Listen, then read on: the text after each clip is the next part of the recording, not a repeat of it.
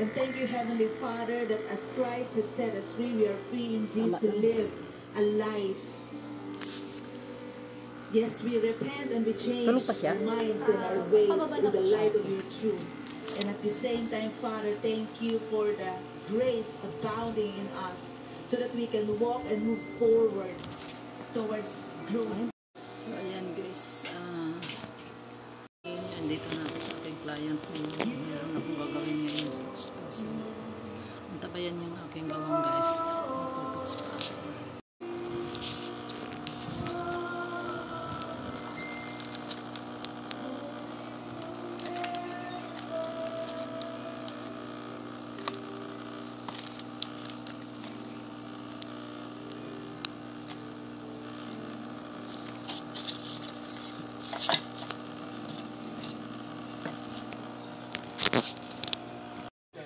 Ate, kumusta? Pagkada na manicure. Ate, yun yung medyo may masakit. Hindi yan. Yung kaliwa. Ito? Hindi, kabala. Hindi, ito yung tama. Hindi, ito malaki. Yan, tapos sa kabilang side. Yan. Parang may... Oo. Baka dry skin yun. Tsaka hindi nag-ano na nga yung nag-dry. Tapos, sumakit ulit. Meron pang ano.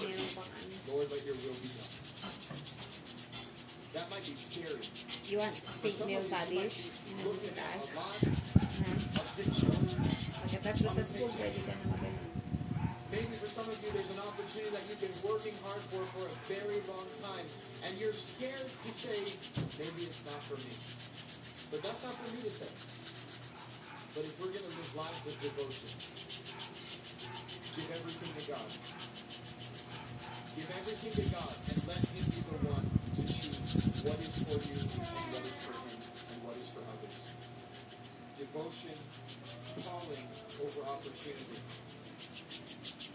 Relationship over science. Jesus wants to have an intimate relationship with us. He wants to know you. He wants to walk with us. He wants a genuine relationship. That if we don't see something that wows us this week, that our faith remains steadfast. Lastly, patience and waiting on the things of God. You bow your heads, close your eyes, and I just want to pray. If you're here right now, and get your kids, no one will be offended, but if you don't have kids, stay. But if you have kids, go and pick up your kids so the Little Legends team and everyone is able to check them out. But for the rest of us, I just want to say thank you for your tithes and offerings. It really is such a blessing. I pray that God would multiply that back into your life. And so I just pray for your offering right now, and then I'm going to hand it over to, we have a video. So Father God, thank you for your people, for their generosity, and just as your word says, test me now and see if I don't open the windows of heaven and pour out a blessing on you that you cannot contain. And so, Lord, we stand on your word, and we thank you in advance that you are always true to your word. So I pray that as for those who give sacrificially into building up this house and building your kingdom, that you would multiply it back into their lives to the point that they cannot contain it. In Jesus' name. Amen. So we have a video. God bless you. Thank you so much for listening. Hope you guys have a great week. Hi, I'm Pastor Linus. Hi, I'm Pastor Amira. And we are the Pastor of Music on Raw.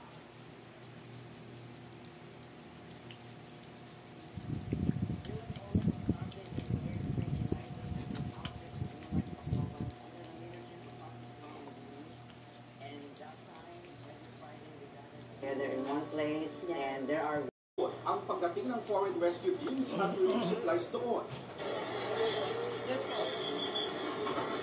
Sa Tayda, kung saan matinding pagdiligdi ang naramdaman, hindi bababa sa siyang ang naiingat na nasawi. Ay, apo, chika siya ng dad. Sa pagbuo ng Ayun pala. ginagawang gusali sa Shatuka District sa Bangkok. Ayon sa Thai Rescue Operation, nasa 100 pa ang nawawala. May nasira ring connecting bridge ng isang high-rise apartment building. Ilang debris din ang bumagsak. Grabe, dada. Mala waterfalls naman ang tubig galing sa rooftop pool. Pansamantalang sinuspindi ang operasyon ng mga tren.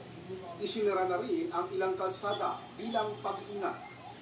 Na component ng isang super highways. So kung ano bang mangyari, dapat doon ka pupunta. So nung nakita ko na nagka-crack na rin pati yung stairway wall, parang lalo kami natakot. Ang naisip ko nun parang posibleng either mag-collapse yung building o ano kasi nga nakakahilo. Nag-ano pa, tapos yung paikot-ikot pang pababa. Si Clifford naman na nakatira na sa Thailand mula 24. Makulong ng 6 hanggang 12 taon ang mapatunayang magkasala at maaaring magbayad ng 1 milyon bilang parusa. Mula sa GMA Regional TV at GMA Integrated News, Adrian Prietos. Nakatutok 24 oras. Asahan na raw ang mas madalas na presensya ng Pilipinas kasamang Amerika at iba pang kalyadong bansa sa West Philippine Sea tulad ng isinagawa kahapon.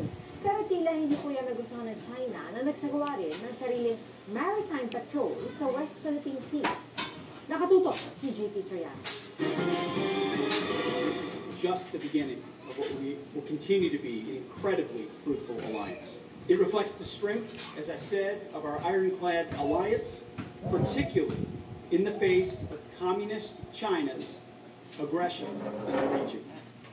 Habang sinasabi ito ni US Defense Secretary Pete Hegseth matapos ang kanyang pulong kay Defense Secretary Gilbert Teodoro sa Camp Aguinaldo kahapon, na sinabayan din ng isang joint maritime patrols ng Amerika, Pilipinas at Japan. Nagsasagawa din pala ang China ng sariling maritime patrol sa South China Sea kahapon, base sa ulat ng ilang Chinese state-owned media at ng Reuters.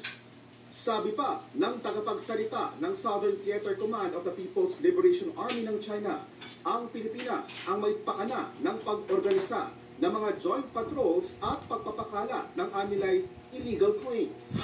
Sabi ni Teodoro, asahan na ang mas madalas na rotational presence sa West Philippine Sea ng Pilipinas kasama ang Amerika at iba pang kaalyadong bansa. We will also expect a heightened tempo of the Philippine Armed Force for external and territorial defense to put in our share